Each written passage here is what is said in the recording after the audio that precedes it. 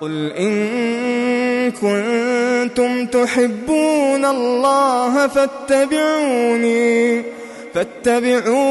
يحببكم الله ويغفر لكم ذنوبكم والله غفور رحيم.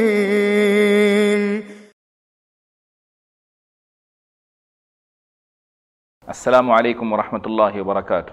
الحمد للہ رب العالمین والصلاة والسلام علی رسولہ الکریم وعلی آلہ وصحبہ اجمعین، اما بعد. ناظرین، کتاب السنہ میں آپ سب کا استقبال ہے. آج جس موضوع کے تحت ہم بات کرنے جا رہے ہیں وہ ہے بدعت فعلی اور بدعت ترکی کس کو کہا جاتا ہے.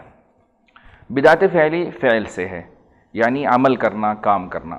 اس سے مراد وہ بدعتیں ہیں جس کا رسول اللہ صلی اللہ علیہ وسلم نے حکم نہیں دیا لیکن انسان اس کو بجا لاتا ہے ثواب کی نیت سے، یا زبردستی دین میں اس کو گھسانے کی کوشش کرتا ہے. مثال کے طور پر عیدین کی نماز ہے، عید الفطر اور عید الاضحیٰ کی نماز ہے. اس نماز کے لیے انسان اذان دے یا پھر اس نماز کے لیے اقامت کہے، یہ ایسی بدعت ہے جو رسول اللہ صلی اللہ علیہ وسلم نے اس کا حکم نہیں دیا. جن باتوں کا رسول صلی اللہ علیہ وسلم نے حکم نہیں دیا اور نہ ہی آپ صلی اللہ علیہ وسلم کا عمل ہے اس پر، ایسی چیزوں کو زبردستی ایجاد کیا جائے تو اس کو بدعت فعلی کہا جاتا ہے. رہی بات بدعت ترکی، ترک سے ہے، یعنی چھوڑ دینے کے معنی میں. یعنی رسول اللہ صلی اللہ علیہ وسلم نے جن سنتوں کو اپنایا اور اپنی زندگی میں اس کو بسایا، ایسی سنتوں کو جان بوجھ کر چھوڑ دینا یا اپنے اوپر حرام قرار لینا، حرام قرار دینا. مقصد یہ اس وقت تک بدعت ترکی نہیں کہا جائے گا جب تک کہ انسان جان بوجھ کر چھوڑے اور نیت یہ ہو کہ چھوڑنے سے مجھے ثواب ملے گا، تب یہ بدعت کہلائی جائے گی. کیونکہ سنت جس کے کرنے سے ثواب ملتا ہے، اجر ملتا ہے، اگر نہ کرے تو انسان کو سزا تو نہیں ہے. اگر انسان یہ سوچے کہ میں یہ چیز چھوڑ دوں تو مجھے ثواب ملے گا، تب جا کر وہ بدعت کہلائے گی. جی ہاں، جیسے اللہ کے رسول صلی اللہ علیہ وسلم نے کوئی چیز اپنے لیے پسند فرمائی اور انسان اپنے اوپر زبردستی وہ حرام کر دے. آئیے میں اس کے لیے دلیل پیش کرتا ہوں.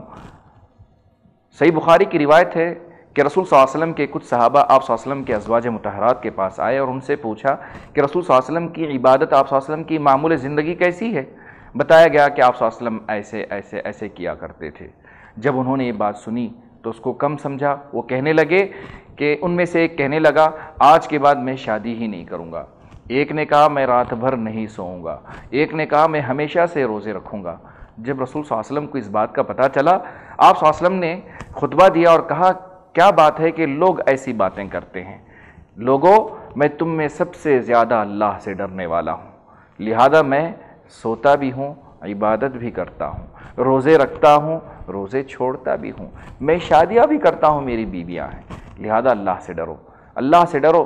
جس نے بھی میری سنت کو چھوڑ دیا اس کا میرے سے کوئی تعلق نہیں ہے. رسول صلی اللہ علیہ وسلم نے صاف الفاظ میں کہا کہ جو رسول صلی اللہ علیہ وسلم کی سنت کو چھوڑ دے گا، بے رغبتی اختیار کرے گا، اس کا تعلق رسول اللہ صلی اللہ علیہ وسلم سے نہیں ہے. فمن رغب عن سنتی فلیس منی، کہا آپ صلی اللہ علیہ وسلم نے.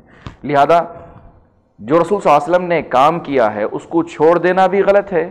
جو رسول صلی اللہ علیہ وسلم نے کام نہیں کیا اس کو زبردستی ایجاد کرنا، دین میں گھسانا، یہ بھی غلط ہے. اللہ تبارک و تعالی مجھے اور آپ کو بدعت سے بچائے، سنت کا پیروکار بنائے، سنتی بنائے، تاکہ ہم قیامت میں رسول اللہ صلی اللہ علیہ وسلم کے ساتھ ہوں اور جنتی ہوں انشاءاللہ. والسلام علیکم ورحمۃ اللہ وبرکاتہ. اور مزید ویڈیوز کو دیکھنے کے لیے آپ ہمارے یوٹیوب چینل کو سبسکرائب کریں. فجزاکم اللہ خیرا. الدعوة نور وضاء تجلو ظلمات الحيران، منهج خير